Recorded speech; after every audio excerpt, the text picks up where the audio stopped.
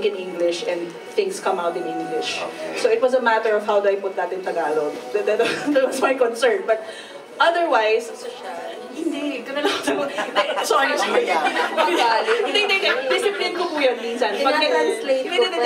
Discipline ko po yun. Kapag nagsusulat ako in English, it has to be straight English. Ganun. Or pag nag-iisip ako, it has to be in one language.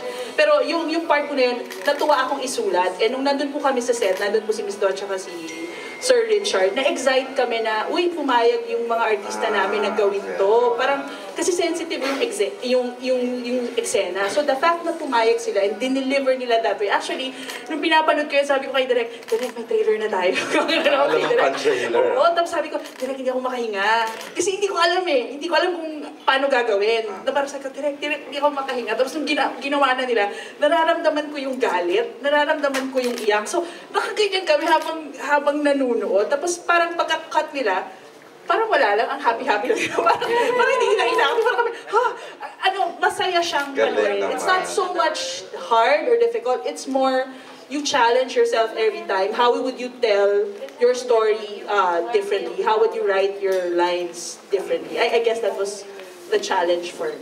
Gusto mong bumalik tayo kay Miss Dawn, Mami Jo. It's the same question, Miss Dawn. Yes, with me talaga, I have to say this is the first time I've worked on a script of this nature.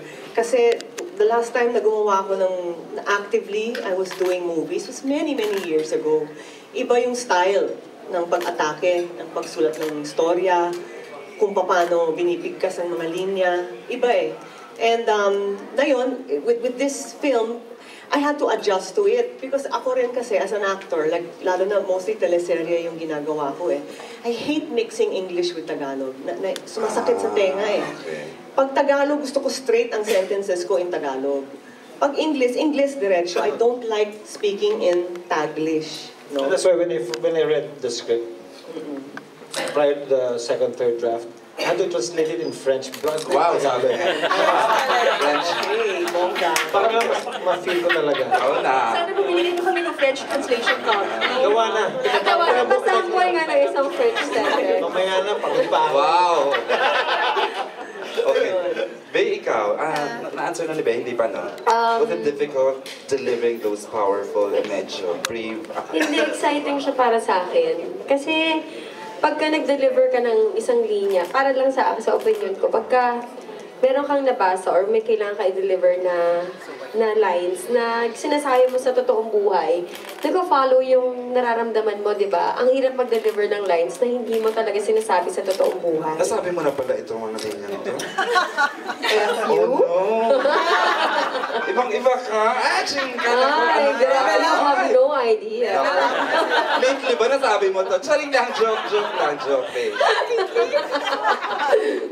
Hindi, pero talaga, mas masarap sabihin yung mga linya na ginagamit mo sa totoong buhay. Plus, iba, compared sa iba kong pelikula na nagawa, iba yung timpla niya, no? Iba yung feel niya. Kaya exciting to para sa akin na ipakita sa inyo. Kasi naniniwala ako na maganda yung pelikula namin.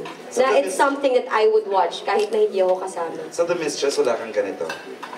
May ganito, pero iba yung feel Tahimik eh. si Sari. Tahimik. Si Sari, mysterious na Kasi yung role ko dito, first time ko rin gumawa ng role na may ganitong saltik at may ganitong weakness. Oh, revelation na Diba? parang doon. Wala Lagi na, ako nagre-reflect. sa trailer. Lagi ako nagre-reflect na parang, nagawa ko na ba to sa buhay ko?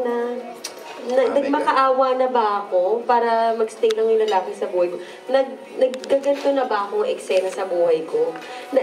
Dito ako sa pelikula na to, pinaka nag-reflect. May nakuha kang sagot dun sa nagmakaawa na Oo, ba pero hindi ko share sa'yo. Okay. Kala mo. Go, Mami Jo, tuloy lang. Follow-up question po. Maybe I'd like to ask then, now. Siguro as of this time, gaya nga, yun nga po yung inyong nabanggit about the movie. Ano po yung inyong, how do you manage to memorize the unforgettable lines when people ask you or is reminded of what the lines you have delivered in the past and you never get confused of all those movies that you've done na anong pelikula nga ba ito na dineliver ko ito kasi they would always remember you for the lines you you said in the movie, and